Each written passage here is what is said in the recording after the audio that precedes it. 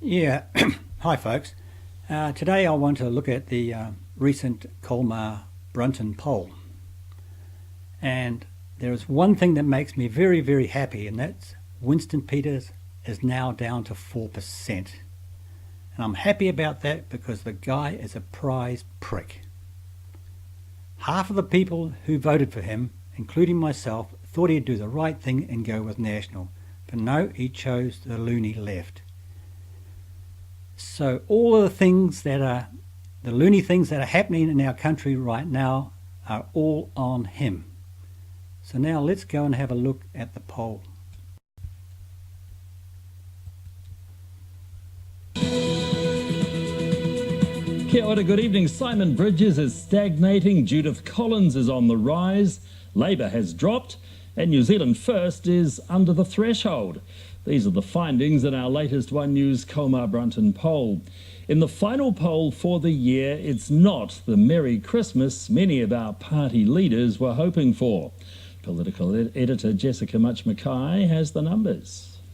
National has bounced back after the Jamie Lee Ross saga and is sitting on 46. That's a 3-point jump. Labour has dropped to 43, slide. So National's gone up 3%. But that's got nothing to do what National is doing good. They're not doing anything different than before.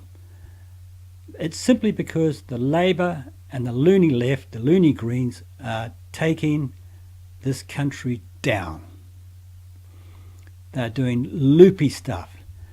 And what springs to mind first is the ban on oil and gas explorations, offshore oil and gas. The ban on that was ridiculous. Maui is going to run out of gas in about 10 years, and that will mean all the households, the thousands of households in New Zealand that use natural gas for heating, etc., will have to change over to electricity.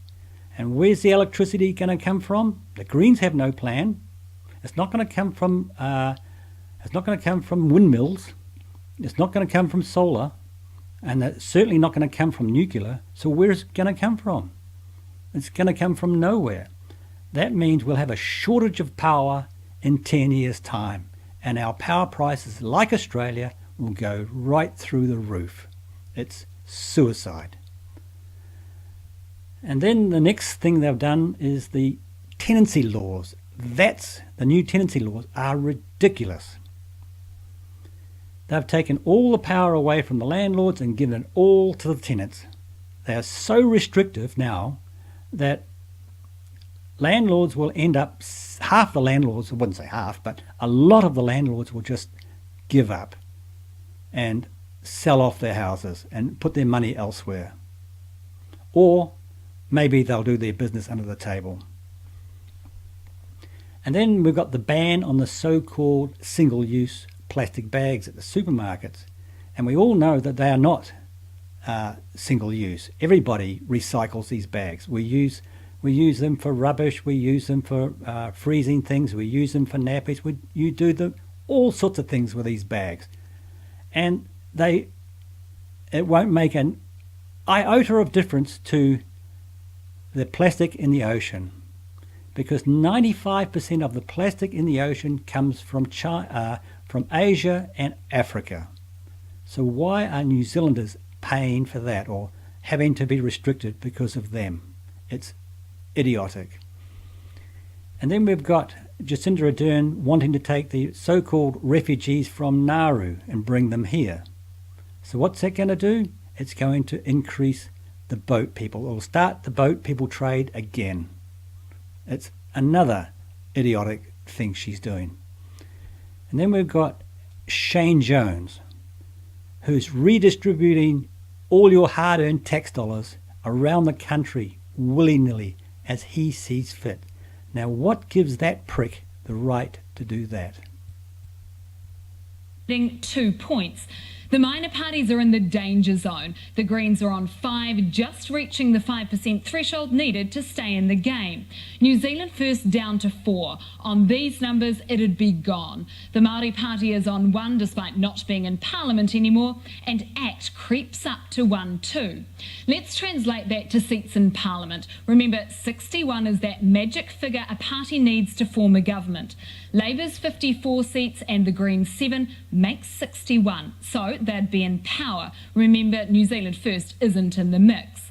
National gets 58 all by itself, all of these blue seats. But with just 1 from ACT, it's not enough. And she's right there, it's not enough. National needs another party, but who? And the only one I can think of is the New Conservatives.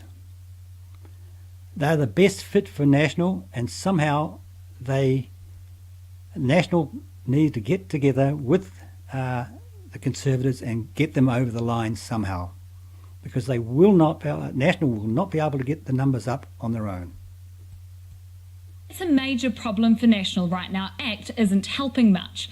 And it's not the only problem for National. Take a look over here at the preferred Prime Minister numbers. Jacinda Ardern has dropped 3 points to 39. Not good for the Prime Minister.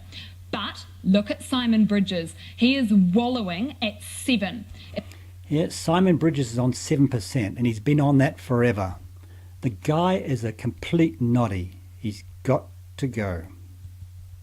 It's a weak number, and he's been Mr. 7 for the last 2 polls. And watch out, Judith Collins has snuck up to 6. Her support has been... Yeah, and I think she's probably the best person to lead National right now. Rising all year. And don't forget, 4% are still very keen on Mr. Peters as Prime Minister. Not me anymore, that's for sure.